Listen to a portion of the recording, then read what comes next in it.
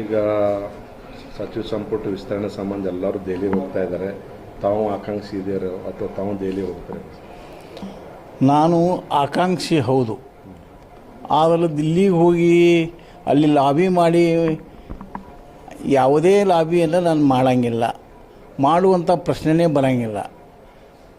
ನಾನು ಏನು ಆಗ್ರಹ ಮಾಡ್ತೀನಪ್ಪ ಅಂದ್ರೆ ದಿಲ್ಲಿಗೆ ಹೋದವ್ರಿಗೆ ಕೊಡ್ತಾರೆ ಅನ್ನೋದನ್ನು ರೂಲ್ಸ್ ಇಲ್ಲ, ಮತ್ತು ದಿಲ್ಲಿಗೆ ಹೋಗಿ ಮಾಡೋರೇ ಏನಿದ್ದೀವಿ ನಾವು. ಮ್ಯಾಗಿನವ್ರು ಮನಸ್ಸಿನಾಗಿದ್ದರೆ ಅವ್ರು ತಾನೇ ನಮ್ಮ ಮನೆಗೆ ಕೊಟ್ಟು ಕಳಿಸ್ತಾರೆ, ಅವರೇ ಕೊಟ್ಟು ಕಳಿಸ್ತಾರೆ.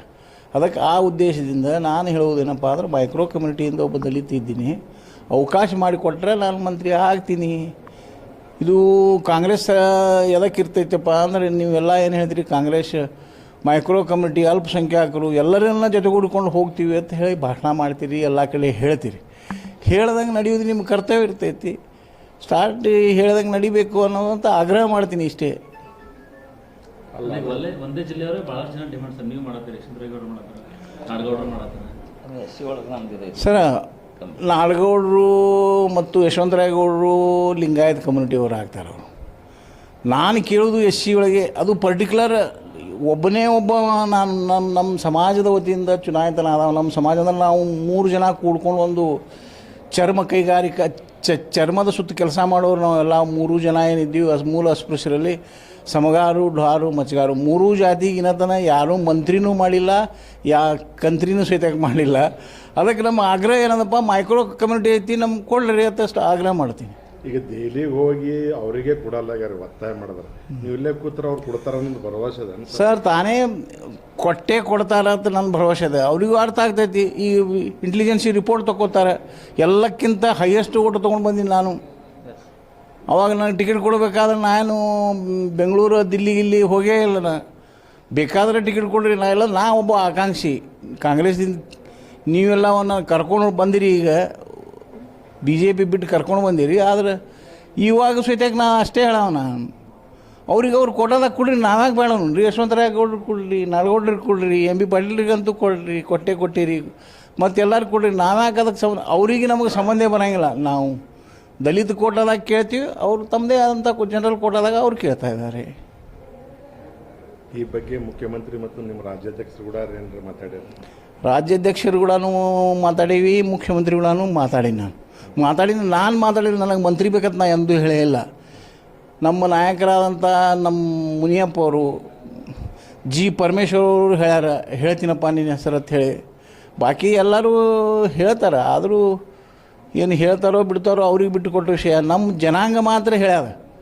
3 ಜನ ನಾವೇನು ಚರ್ಮ ಇದ್ರ ಬಗ್ಗೆ 3 ಸಮಾಜಗಳೇನೋ, ಈ ಸಮಾಜದಿಂದ ನಮಗೆ ಒಬ್ಬರಿಗೇ ಅಟ್ಲೀಸ್ಟ್ ನೀವು ಕೊಡಬೇಕಂತ ಆಗ್ರಹ ಮಾಡ್ಯಾರ.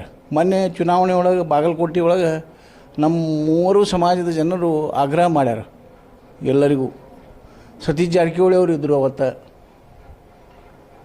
ಅಲ್ಲ, ನೀವು ಪಕ್ಷ ಕರ್ಕೊಳ್ಳೋಕೆ ಆಶ್ವಾಸನೆ ಕೊಟ್ಟರೆ ಸರ್? ಇಲ್ಲ ಸರ್, ಸುಮ್ಮನೆ ಯಾಕೆ ಹೇಳ್ಬೇಕು? ನೋ ಆಶ್ವಾಸನೆ. ಟಿಕೆಟ್ ಕೊಡ್ತೀನಿ ಅಂತ ಆಶ್ವಾಸನೆ ಇಟ್ಟು ಮತ್ತು ಕೊಡಬೇಕು. ಅವರು ಗೆದಿಬೇಕಾದ್ರೆ ಟಿಕೆಟ್ ಕೊಡಬೇಕು. ನಾ ಹೇಳಿದ್ದೆ, ಒಟ್ಟು ನಾ ಚುನಾವಣೆಗೆ ನಿಂದ್ರವನೇ, ಪಕ್ಷೇತರ ಹಾಕಲ್ ನಿಂದ್ರವನೇ ನಾ. ಅಟ್ಲೀಸ್ಟ್ ನೀವು ಕುಡಿದು ಬಿಡೋದು ನಿಮ್ಮ ವಿಷಯ ಅಂತ ಹೇಳಿ ನಾವು ಹೋಸರ್ತೀನಿ. ಈ ಸಚಿವ ಸ್ಥಾನ ಕುಡಿದಿದ್ರೆ ಏನು ಮಾಡ್ತಾರೆ? ಕುಡಿದಿದ್ರು ಏನು ಮಾಡೋಂಗಿಲ್ಲ. ನಾನು ಕಾಂಗ್ರೆಸ್ಸಿನ ಒಬ್ಬ ಕಾರ್ಯಕರ್ತ. ಕುಡಿದಿದ್ರು ಏನು ಮಾಡ್ತೀನಿ ಅಂದ್ರೆ, ನಾನು ಯಾವ ಪಾರ್ಟಿ ಈ ಪಾರ್ಟಿ ಆ ಪಾರ್ಟಿ, ನನ್ನ ಬಳಿ ಯಾವ ಪಾರ್ಟಿನೂ ಇಲ್ಲ. ನನಗೆ ಭಾಳಷ್ಟು ಎಲ್ಲ ಪಾರ್ಟಿಯವರು ನನಗೆ ಬಾ ಅಂತ ಹೇಳ್ತಾರೆ. ಆದರೂ ಸಹಿತ ನಾನು ಯಾಕೆ ವಿಚಾರ ಮಾಡಲಿ ರೀ, ಈಗ ಶಾಸಕ ಇದ್ದೀನಿ, ರೂಲಿಂಗ್ ಪಾರ್ಟಿ ಐತಿ, ನಮ್ಮ ಕೆಲಸ ಇಟ್ಟು ಮಾಡಿಕೊಡ್ರಿ ಅಂತ ಆಗ್ರಹ ಮಾಡ್ತೀನಿ. ಸಾಕಷ್ಟು ಈ ಎಲ್ಲರ ಇದರಲ್ಲಿ ಏನು ಮಾಡ್ಯಾರೋ ಗೊತ್ತಿಲ್ಲ. 80% ನಮ್ಮಲ್ಲಿ ಎಲ್ಲ 100% ರಸ್ತೆಗಳೇ ಇದ್ದಿತ್ತಿಲ್ಲ. ಆದರೆ ನನ್ನ ಅಧಿಕಾರ ಅವಧಿ ಒಳಗೆ ನಾನು ಎರಡು ವರ್ಷನಾಗ ಪೂರ್ತಿನಿ 80% ರಸ್ತೆಗಳನ್ನು ಚೆನ್ನಾಗಿ ವ್ಯವಸ್ಥಿತ ರಸ್ತೆಗಳನ್ನು ಮಾಡಿದ್ದೀನಿ.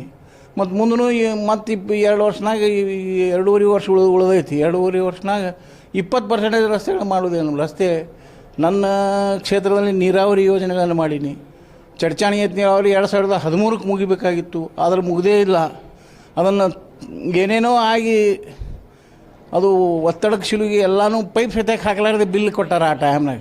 ಅವೆಲ್ಲವನ್ನು ಬಹಿರಂಗ ಮಾತಾಡಿ ಎಲ್ಲರ ಜೊತೆ ಮಾತಾಡಿ ಕಾಂಟ್ರಾಕ್ಟರ್ ವಿತ್ ಸನ್ಮಾನ್ಯ ಮುಖ್ಯಮಂತ್ರಿಗಳು ಮತ್ತು DCM ಜೊತೆ ಮಾತನಾಡಿ ನಮ್ಮ ಕ್ಷೇತ್ರಕ್ಕೇನು ನಾನು ಏನು ಹೇಳೀನಿ ಈಗಾಗಲೇ ಎಲ್ಲವನ್ನು ಮಾಡಿದ್ದೀನಿ.